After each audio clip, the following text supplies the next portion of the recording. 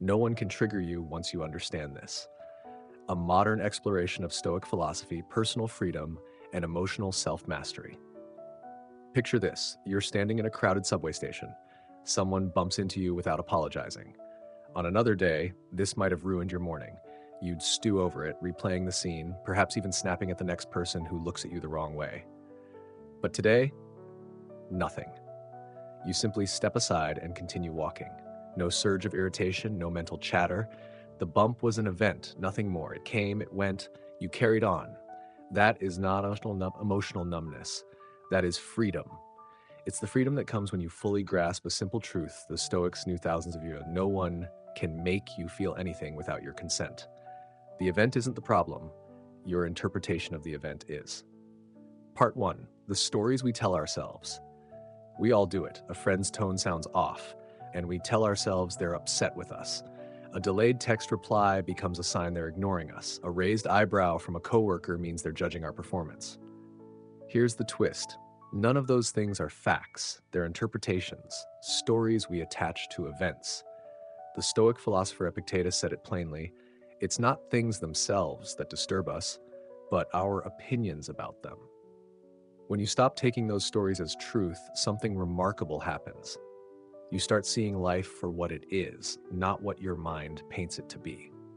A personal realization. There was a period in my life when I took nearly everything personally. A short email without a greeting.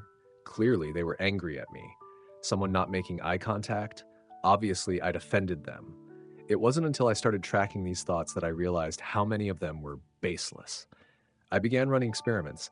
What if I assumed the best instead of the worst? More often than not, the offense was imaginary.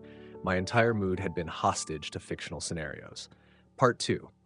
The power of the pause between what happens and how you respond. There is a space. In that space lies your freedom and your power. We often think emotional strength means suppressing feelings. It doesn't. True strength is choosing your response consciously instead of being yanked around by reflex. Aristotle nailed it. Anyone can become angry.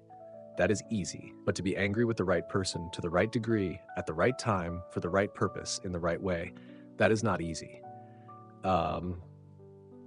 Practical exercise, the one breath rule. Before reacting, especially in moments of emotional heat, take one slow, deliberate breath. Inhale for 4 seconds, hold for 2, exhale for 6. This single breath creates just enough space for your rational mind to join the conversation before your reflexes take over.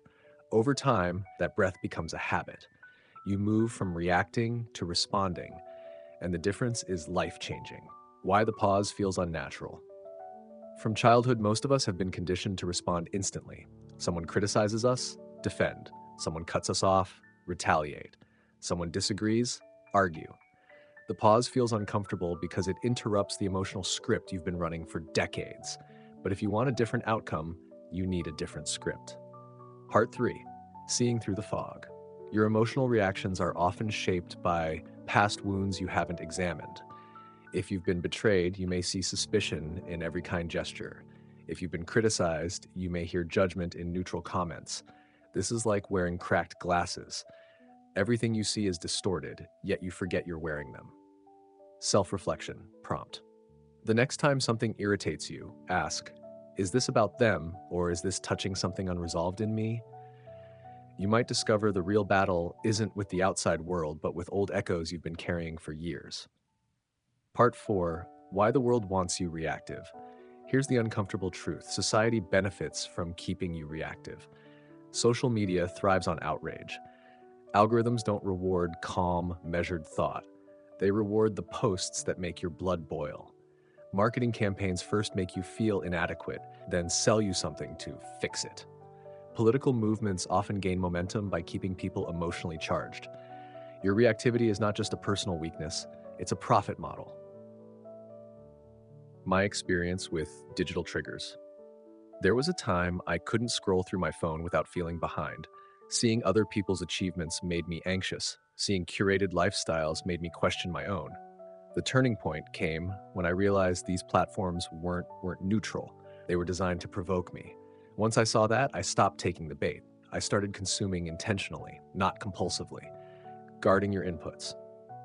Just as you wouldn't drink from a polluted river, you shouldn't let every opinion, headline, or notification flow into your mind unchecked. Action step: audit your digital diet. Unfollow accounts that trigger comparison or outrage without offering insight.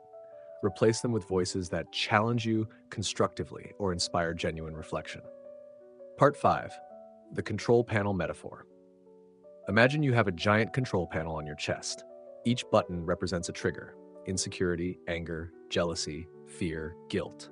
Some people in your life know exactly which button to press, maybe unintentionally, maybe strategically. Each time you react, you hand them the remote control to your inner world, the shift. Now imagine unplugging the panel entirely. Someone presses insecurity and nothing happens. Anger, still nothing. It's not that you don't notice, it's that you no longer feel compelled to perform the reaction they expect. That's the difference between living on emotional autopilot and living with intentional sovereignty. Part 6. Relationships and emotional freedom. First half. Emotional reactivity is one of the most exploitable human traits in relationships. In toxic dynamics, your predictability becomes someone else's power. A candid story. Years ago, I had a colleague who seemed to thrive on undermining me in subtle ways during meetings. At first, I'd take the bait every time, defending myself, explaining unnecessarily, overcompensating afterward. One day, I tried something different. Instead of reacting, I simply listened, nodded, and moved on. The conversation died within seconds. It was as if I'd pulled the plug on a machine that needed my energy to keep running. That day taught me this: when you stop feeding certain behaviors, they often disappear on their own. Not colder, just... Some people might accuse you of being distant or detached when you stop reacting. That's fine, let them think that. What they call cold is often just self-possession, a refusal to hand out your emotional energy like it's free candy. Part 7. Apatheia, the calm core. The Stoics had a word for the state you reach when your emotions no longer control you: apatheia. It doesn't mean apathy in the modern sense, it means unshakable composure. Think of a tree in the wind. The storm is real, the wind is strong, but the roots are deep, so the tree stands. That's apatheia, not denying the weather, but refusing to be uprooted by it. Observation without absorption. When you enter a tense environment, maybe a room full of stress and sharp words, your old self might have absorbed that energy instantly, becoming tense and reactive without even knowing why. The wiser self observes, okay, the room is tense, but it doesn't belong to me. That's the difference between carrying every storm you encounter and letting storms pass around you. Part 8. The power of silence. When most people feel attacked verbally, emotionally, or even subtly, their instinct is to speak, defend, or counterattack. But in many situations, silence is not weakness. It is a scalpel. Silence removes fuel from the fire. It forces the other person to sit with their own words instead of bouncing them off your defenses. The drama starvation method. If someone thrives on conflict, your reaction is their oxygen. Remove it, and the conflict suffocates. This doesn't mean withdrawing from important conversations. It means refusing to dance to a tune that's meant to provoke. Practical example: if a coworker makes a passive-aggressive comment in a meeting, instead of matching the tone, you simply pause, look at them calmly, and move on to the next agenda item. You rob them of the satisfaction of seeing you flustered. Why silence feels threatening to others. When you stop reacting, people who are used to your emotional availability, whether through anger, defensiveness, or over-explaining, may feel unsettled. This is because your composure breaks the script they rely on. Sometimes they'll push harder at first, hoping to provoke the old you. Stay the course. Over time, they learn, this button doesn't work anymore. Part 9. Rewriting the emotional script. Your reactions are habits, learned responses your mind and body have rehearsed for years. If you want new reactions, you must write a new script. Step 1. Identify the old script. Write down a recurring situation where you tend to react strongly. For example, someone interrupts you in conversation. You receive unsolicited criticism. A friend cancels plans last minute. Step 2. Identify the automatic reaction. Note what you usually do. Raise your voice, shut down, explain excessively, etc. Step 3. Choose the replacement response. Pre-decide how you'll respond next time. Maybe it's a calm statement, "I'll wait until you finish," or a simple acknowledgement without over-engagement. Step 4. Rehearse. Visualization isn't just for athletes. Imagine the situation vividly, but play the new script. Your mind begins to build the neural pathway for the new reaction, making it easier to access in the real moment. Part 10, turning criticism into a tool. Criticism, especially when delivered harshly, can feel like an attack, but it can also be a mirror, sometimes accurate, sometimes distorted, but always offering data. The Stoic approach is to mine criticism for what's useful and discard the rest without bitterness. 3 questions to ask yourself when criticized. Is it true? If yes, you've just been handed an opportunity to improve. Is it partially true? Extract the useful part, ignore the delivery. Is it false? Let it go. Falsehood says more about the critic than about you. Case study, my harshest feedback. A mentor once told me, "You're a great strategist, but you overcomplicate explanations to prove you've thought deeply." My first instinct was defensiveness, but after reflection, I saw the truth. I sometimes buried clarity under layers of detail. That single comment changed the way I communicate to this day. Part 11. Mastering the inner narrator. We all have a constant commentator in our heads, narrating events, interpreting motives, predicting outcomes. The problem? That narrator often lies. If your narrator is pessimistic, you'll find reasons to feel slighted everywhere. If it's anxious, you'll see threats in harmless situations. The Stoic practice of narrative rewriting. When something happens, before you accept your first mental interpretation, write down at least 3 alternative explanations. Example, event, friend didn't reply to your text. Narrator says they're ignoring me. Alternatives, they're busy at work. They saw it but forgot to reply. Their phone died. By expanding possibilities, you dilute the emotional grip of your first reaction. Part 12, the long game of emotional mastery. Stoicism is not about quick wins. It's about cultivating an unshakable baseline over years. In the beginning, you'll still get triggered, but instead of hours, recovery might take minutes. Later, it might take seconds. Eventually, triggers lose their teeth entirely. Tracking your progress. Keep a reaction log for 30 days. Each time you notice a strong emotional reaction, jot down what happened, how you felt, how you responded, how you could respond differently next time. Reviewing this log will reveal patterns you can't see in the moment. Part 13, guarding your energy like currency. Every emotional reaction costs energy, sometimes more than you realize. Spend it on what matters, the energy audit.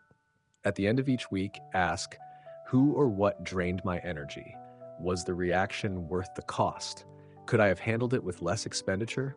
You'll notice that many emotional expenses are avoidable once you stop paying attention to provocations that don't matter in the long run. Part 14, the Stoic social filter. One of the most overlooked Stoic skills is choosing your company wisely. Marcus Aurelius warned that you become like the people you spend time with. If you surround yourself with people who are chronically reactive, you'll be pulled toward that standard. If you're around those who value calm and clarity, you'll naturally elevate your own behavior. Audit your circle. Look at your 5 closest relationships. Do they leave you calmer and stronger or more reactive and drained? The answer will tell you more about your own emotional habits than you might expect.